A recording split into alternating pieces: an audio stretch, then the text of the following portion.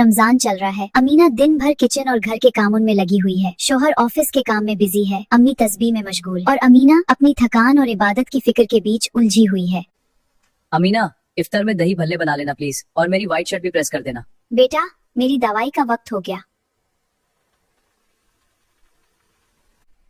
या अल्लाह, सुबह से भाग रही हूँ, एक पल रुकने का वक्त नहीं मिला। मेरा रमजान कैसा जा रहा है? न कुरान, न तस्बीह, न सुकून। अस्सलाम वालेकुम अमीना, सोचा आज अपनी दोस्त को सरप्राइज कर दूं। फातिमा, मेरा रमजान जाया हो रहा है। दिन भर सफाई, कुकिंग, सबकी जरूरियत पूरी करते करते इफ्तार का वक्त आ जाता है। थकन से बुरा हाल होता है। तरावे में खड़ा नहीं हुआ जाता। मुझे लगता है अल्लाह मुझसे नाराज है, मैं कोई इबादत ही नहीं कर पा रही। अमीना, तुम्हें किसने कहा कि तुम इबादत नहीं कर रहे? तुम्हारा ईमान इतना प्यारा है कि तुम्हें इबादत की फिक्र है, मगर शैतान तुम्हें मायूस कर रहा है।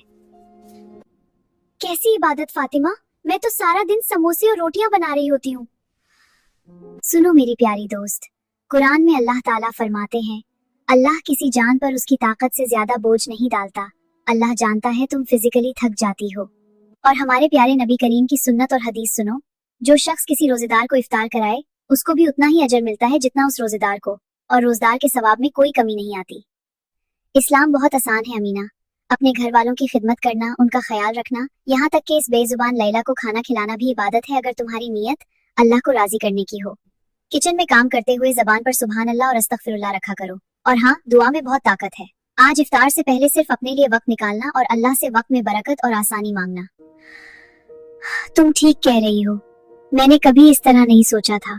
मैं नियत करूंगी कि मेरा हर काम अल्लाह की रजा के लिए है। या अल्लाह, आप आलिमुल गैब हैं, आप मेरी थकान भी जानते हैं और मेरे दिल की बेचैनी भी। या अल्लाह, मेरे इस काम को, इस खिदमत को मेरी इबादत बना दे, मुझे कबूल कर ले। या अल्लाह, मेरे जिस्म को ताकत दे और मेरे वक्त में ऐसी बरकत अता फरमा के मैं तेरी और ज्यादा इबादत कर सकूं। मेरे दिल में और मेरे घर में सुकून डाल दे। मीना की आंखों से 2 कतरे आंसू गिरते हैं, मगर इस दफा ये बेबसी के आंसू नहीं, बल्कि अल्लाह से ताल्लुक के आंसू हैं। अजाने मगरिब गूंजती है। अमीना, तुम पिछले दिनों बहुत थक गई थी, मुझे एहसास ही नहीं हुआ कि मैं कितना डिमांडिंग हो गया था। ये आलू और प्याज मैं काट देता हूँ, तुम जाकर थोड़ी देर आराम कर लो। शुक्रिया आदिल, तुम कितने अच्छे हो।